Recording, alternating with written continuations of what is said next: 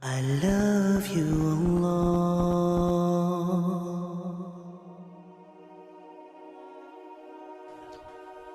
As Allah Azza wa Jal says, he who gives and does good, everything will be made easy for him. وَأَمَّا مَنْ بَخِلَ وَاسْتَغْنَى وَكَذَّبَ بِالْحُسْنَى فَسَنُيَسِّرُهُ لِلْعُسْرَى. As for him who was miserly, who was stingy with his money, and he thought that he had no need to worship Allah. Istaghna over here means he had no need for religion. I don't have time to pray.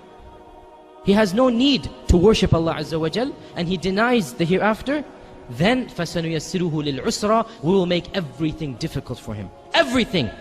He might have the biggest bank account, but in his heart he will be the poorest person. He might drive the largest car, live in the fanciest of mansions, but inside of him will be a living hell, a jahim inside of him.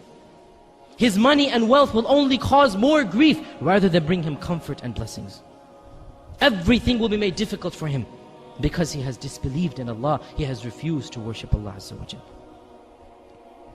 In yet another verse, and this is an important verse, because Allah Azza wa Jal directed it to Adam alayhi salam. When Adam was sent down to this earth, what did Allah tell our father Adam? What advice did he give him when Adam was being sent down? Allah Azza wa Jal says, فَمَنِ اتَّبَعَ هُدَايَ فَلَا يَضِلُّ وَلَا يَشْقَى. He who follows my guidance, anyone of any generation, any nation, any prophet, anyone who follows my guidance, each in his own time, فَمَنِ اتَّبَعَ هُدَايَ فَلَا يَضِلُّ وَلَا يَشْقَى. Then he will not go astray, nor will he taste shaqawa, which means grief and anguish. He will not taste real anguish. He will not taste pain. وَمَنْ أَعْرَضَ عَنْ ذِكْرِي فَإِنَّ لَهُ مَعِيشَةً ضَنْكًا. As for he who turns away from my remembrance, from my worship, he will live a miserable and wretched life. In this world, he will live a miserable life. وَنَحْشُرُهُ يَوْمَ الْقِيَامَةِ أَعْمَى. And on the day of judgment, we will resurrect him blind. He who turns away from my worship. Notice Allah does not say he who disbelieves in me. Because there are many who believe in Allah but refuse to worship Him. They are too busy to take time out of their schedules for the 5 prayer. They love their money too much to give it in zakah. Their schedule does not permit them to go for Hajj or Umrah. The fast of Ramadan is found too difficult for them. He who turns away from remembering me will live a miserable and wretched life. He will never attain the tranquility and the happiness that is eternally besought of all of mankind. My dear brothers and sisters, let us ponder over the seerah of the Prophet ﷺ. When a problem used to afflict him, what would he do? Where would he turn to? When a problem afflicts us, what do we do, my dear brothers and sisters? If we've had a difficult day at work, many of us come home and we turn the television on, because we think that that difficulty will go away. It will drown away with the television. Or we might turn to other things, social talk, backbiting, visiting other people. Things which might be halal, might be makruh, might be haram. What did the Prophet ﷺ used to turn to after facing a problem, an adversary?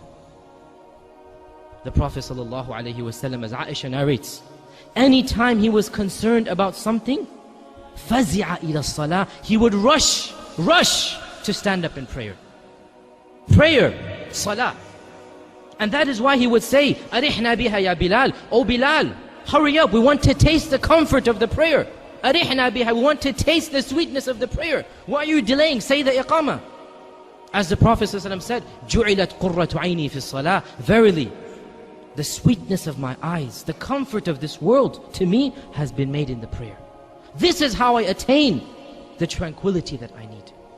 Contrast this to us and our lives. Where do we turn to?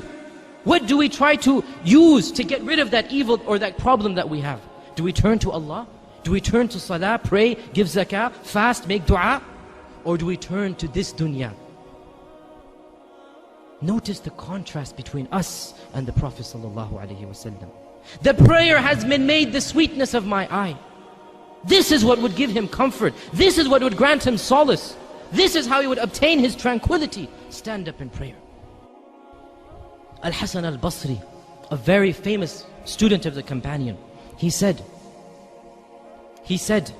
seek happiness Seek happiness in one of three things.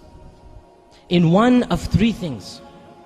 Seek happiness in the recitation of the Quran, and in dhikr of Allah Azza wa Jal, and in the salah, in the prayer.